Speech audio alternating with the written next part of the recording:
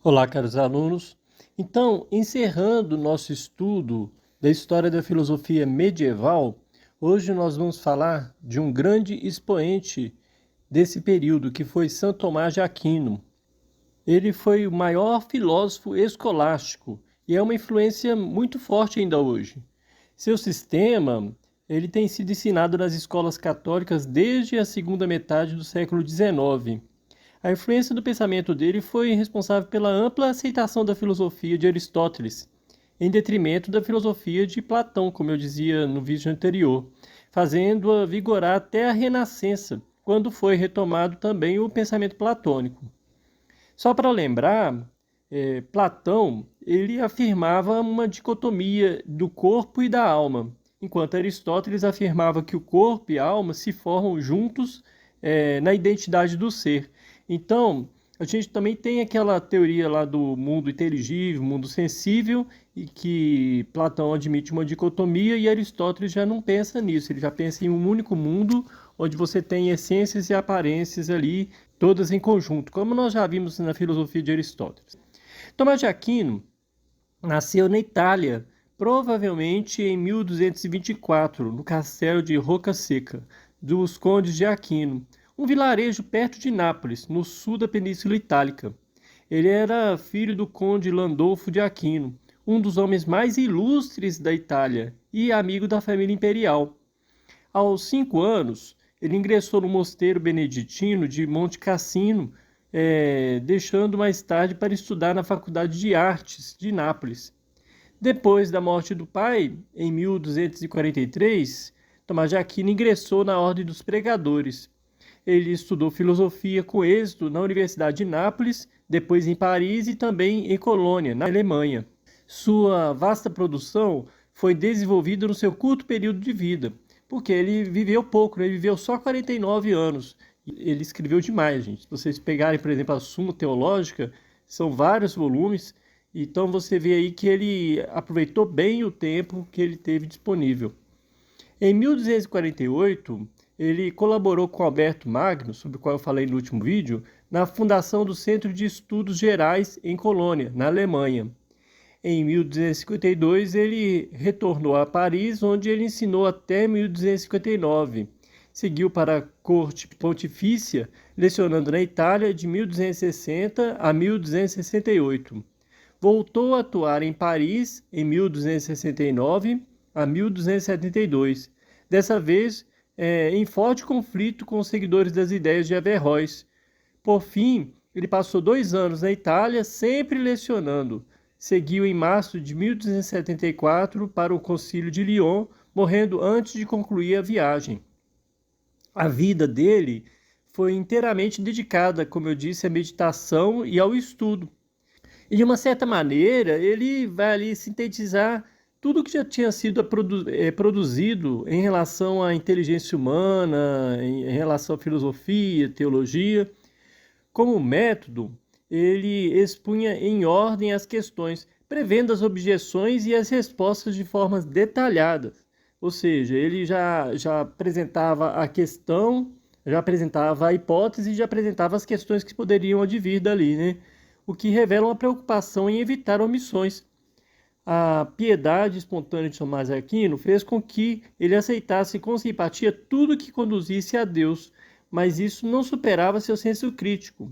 Ele demonstrou, por exemplo, a ineficácia do argumento sobre a perfeição de Santo Anselmo.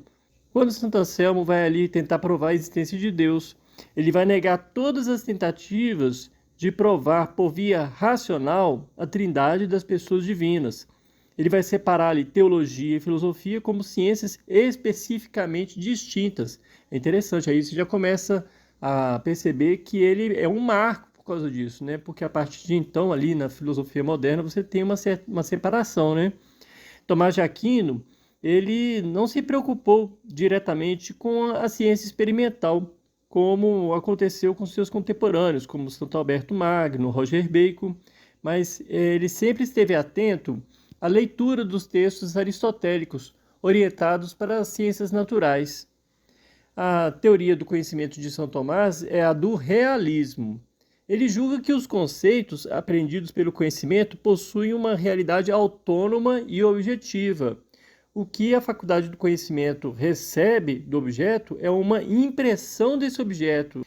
O que primeiro conhecemos são essas impressões. Por quê? Elas remetem de forma intencional ao objeto observado. Trata-se de uma causa formal, cujo efeito é o conhecimento. Somente depois passa-se a conhecer que o objeto foi causa da impressão. Aqui ele vai se fixar num racionalismo moderado, como o de Aristóteles, de Pedro Abelardo, tomando como ponto de partida o ser captado pela inteligência no âmbito do conhecimento sensível, de onde abstrai para em seguida buscar novos resultados da especulação, sem nunca ultrapassar o âmbito limitado do ser sensível.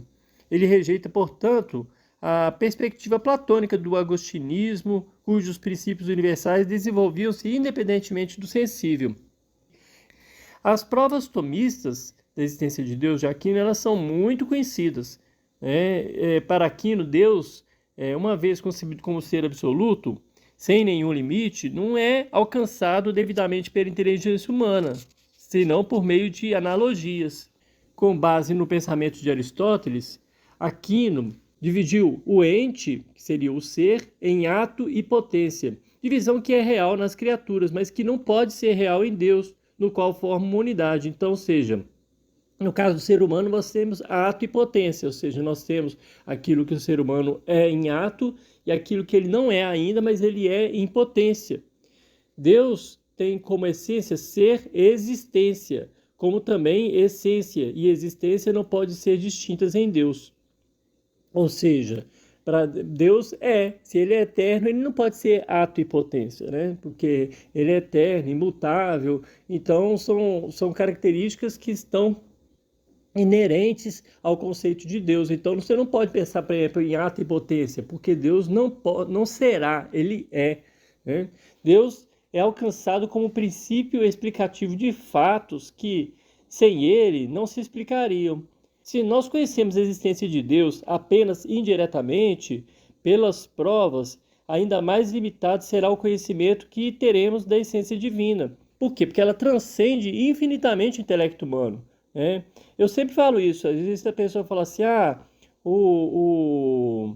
a pessoa tem que admitir que conhece a Deus. Se conhece a Deus é porque significa que a pessoa tem uma inteligência ilimitada, porque o conceito de Deus não é exatamente um conceito de ilimitação, né, de infinitude. Como é que você pode conhecer o infinito, né? Então o que ele vai falar? Que primeiramente nós sabemos que Deus não é, ou seja, ele não é o quê? Imperfeito e limitado. Mas nós conhecemos também algo de positivo em torno da natureza de Deus, dado que o conhecimento certo de Deus se deve realizar partindo das criaturas. O efeito deve ser semelhança com a causa. Essa doutrina da analogia, ela consiste precisamente em atribuir a Deus as perfeições criadas. O que conhecemos a respeito de Deus é, então, um conjunto de negações e de analogias. Por quê? Porque não é possível ter o conhecimento pleno de Deus, repito. Né? Porque isso aí você precisaria de uma inteligência ilimitada. Isso é impossível. Então, Tomás de Aquino fala assim, olha, a gente conhece porque a gente tem ali tipo um reflexo, né, nas próprias criaturas, a gente tem ali um reflexo das coisas que foram criadas por ele, as coisas que são perfeitas, né, ou seja, ou que pelo menos estão chegando à perfeição. E nós temos também a analogia daquilo que não é, ou seja, se a gente conhece a imperfeição, a gente, por analogia, a gente deduz que aquilo não tem a ver com Deus, não é isso? Na Suma Teológica, Aquino, ele considera 5 vias que, por meio de argumentos, conduzem a Deus, todas com característica comum de se firmarem na evidência sensível e racional para proceder à demonstração como a lógica existe. A primeira via é a do movimento, a segunda, a da série das causas, a terceira via da contingência, a quarta, dos graus de perfeição e a quinta, a da ordem do mundo. Vamos falar de cada uma. Olha, a primeira via, ela vai argumentar que, com base no fato do movimento, para que ele exista, é imprescindível que haja um primeiro motor que mova sem ser movido.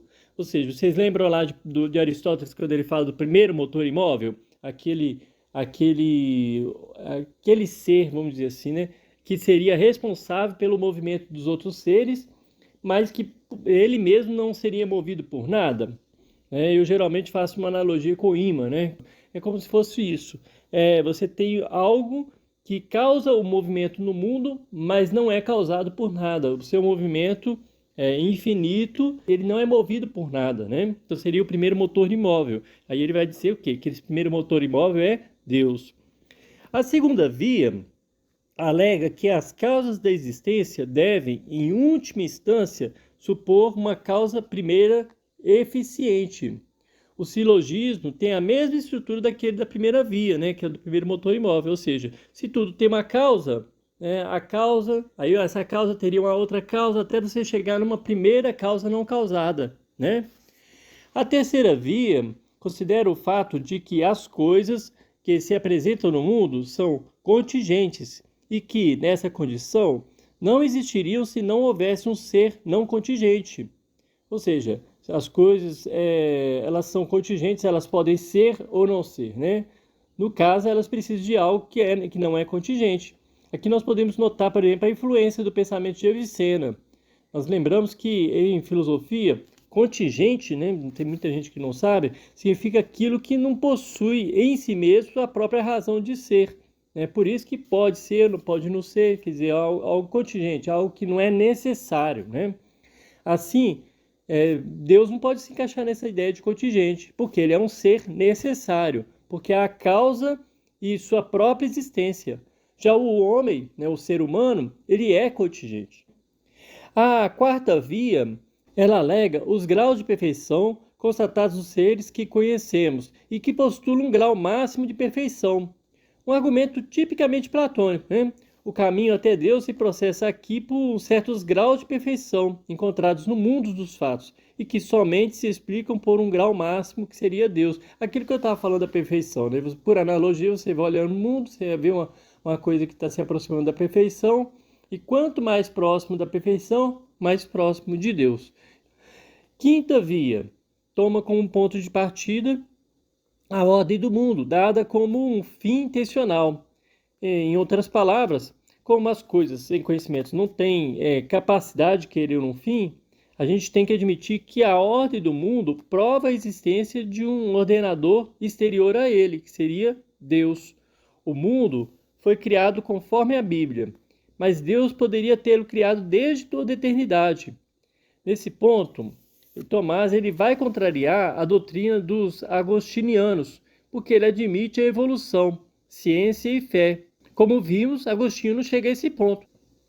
Então, qual que seria a diferença entre a quarta via e a quinta via? A quarta via, ela parte do argumento dos graus para conduzir da multiplicidade à unidade superior. Já a quinta parte da multiplicidade ordenada para uma unidade de concepção, reunindo argumentos válidos, rejeitando os impróprios, condenando-os de maneira ampla. As investigações de São Tomás de Aquino, então, sobre a existência de Deus, vão ultrapassar em muito as realizadas pelos outros pensadores até então, e passaram a servir de padrão didático para os estudiosos que continuaram a se ocupar desse tema, né? E em relação à ética, rapidamente aqui, nós podemos dizer o seguinte, que como nós vimos, né, nessa quinta via investigada por Tomás de Aquino, Deus cria e regula a ordem do mundo. Essa ordem divina é chamada de providência. Então já viram aquela, a providência, Deus proverá, né?